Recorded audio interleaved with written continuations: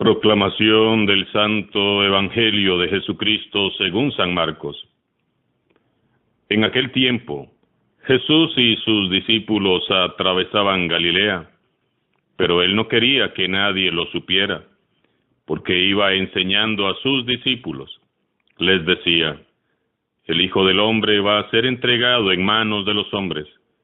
Le darán muerte, y 3 días después de muerto resucitará. Pero ellos no entendían aquellas palabras y tenían miedo de pedir explicaciones. Llegaron a Cafarnaúm y una vez en casa les preguntó: ¿de qué discutían por el camino? Pero ellos se quedaron callados porque por el camino habían discutido sobre quién de ellos era el más importante.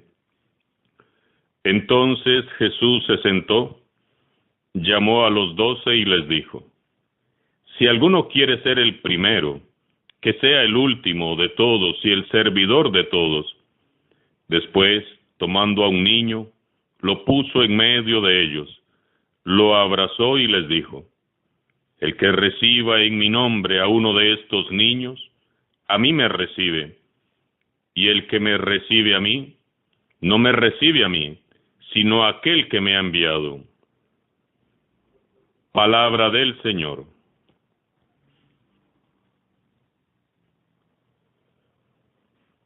Hoy continuamos siguiendo de cerca a Jesús para aprender y comprender mejor aún el Evangelio, la buena noticia de la salvación.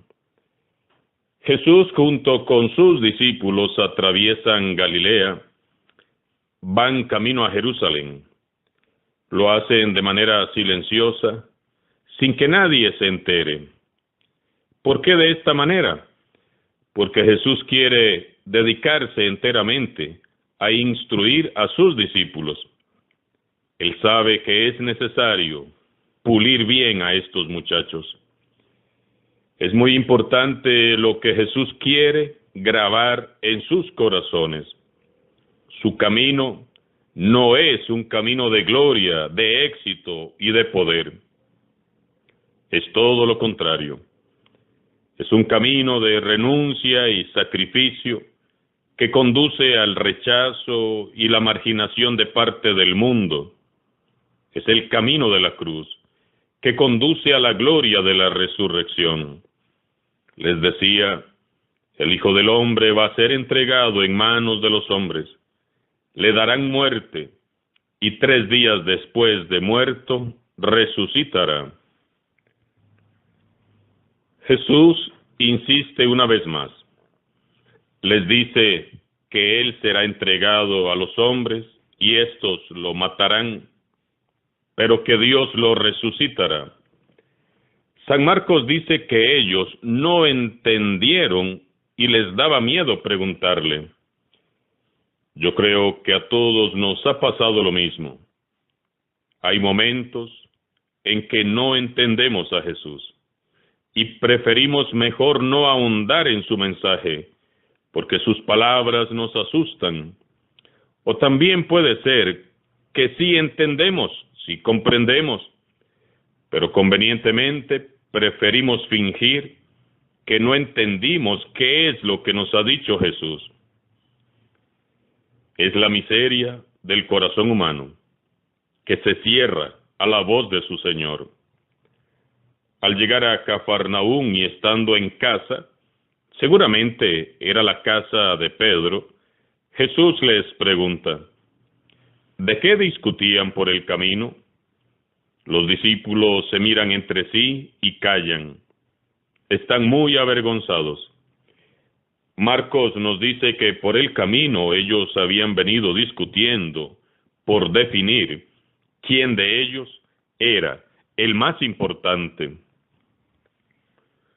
¿Cómo iban a venir discutiendo quién era el más importante? Si el más importante era, es y sigue siendo Jesús. Muchísima razón tenían de sentirse avergonzados estos muchachos. Se imaginan, Jesús acaba de anunciarles nuevamente su pasión. se ha presentado a sí mismo como un Mesías pobre y humilde, y estos muchachos peleándose por saber quién es el más importante. Con toda razón dice San Marcos que los discípulos no entendían lo que Jesús decía. Preguntémonos hoy, hermanos y hermanas, con seriedad, ¿de qué discutimos hoy en la iglesia mientras decimos seguir a Jesús? ¿Seremos nosotros también como ellos? Seguimos a Jesús muy ocupados, muy distraídos, peleándonos en los grupos y ministerios por ocupar los mejores puestos y por ser los más importantes, discutiendo puestos y lugares de importancia. Estaremos siguiendo y sirviendo a Jesús, buscando la gloria, el poder y la fama. No, hermanos, por favor, despertemos hoy a la luz del Evangelio que se nos ha proclamado. El camino trazado por Jesús no es el camino de la gloria mundana, el camino del poder, del tener, de la fama. El camino trazado por Jesús es el camino de la humildad y de la misericordia, el camino de la sencillez de corazón, el servicio desinteresado, la entrega generosa. Cuando ya están en casa, Jesús encuentra que es muy necesario darles una tremenda lección a sus discípulos y les dijo, y nos dice a todos nosotros hoy, si alguno quiere ser el primero, que sea el último de todos y el servidor de todos. Jesús dice, sean los últimos, los servidores de todos, pero todos queremos ser los primeros, o por lo menos iguales, pero nunca los últimos. Es que ser el último duele. Jesús ocupó el último puesto, y todos sabemos dónde, clavado en una cruz. Jesús, pudiendo dominar el mundo, en un abrir y cerrar de ojos, se abaja y se humilla a sí mismo, y sirve como el último de los esclavos, lavando los pies de sus discípulos. Jesús define la grandeza y la importancia de sus seguidores, no por sus muchos títulos, sus riquezas, su poder, su fama, sino por su humildad, misericordia y generosidad. La gloria de Jesús no consiste en ser el mejor predicador, sino el mejor servidor. No consiste en ser el más sabio, el más humilde. No consiste en ser el más fuerte, sino el más entregado. No se trata de quién es el que más manda, sino el que más sirve. Entendamos esto, por favor. Lo importante no es ser más que nadie, sino servir como nadie lo hace. Para Jesús lo que cuenta no es subir y subir, sino que es bajar y bajar, cada vez más, hasta que duela. Después, dice San Marcos, tomando a un niño, lo puso en medio de ellos y lo abrazó. En el tiempo de Jesús, los niños vivían subyugados, eran discriminados y marginados hasta que alcanzaban la edad adulta.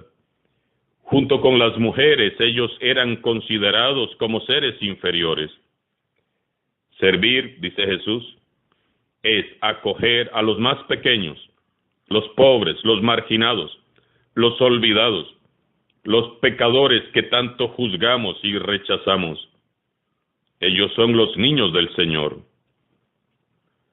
El que reciba en mi nombre a uno de estos niños, a mí me recibe.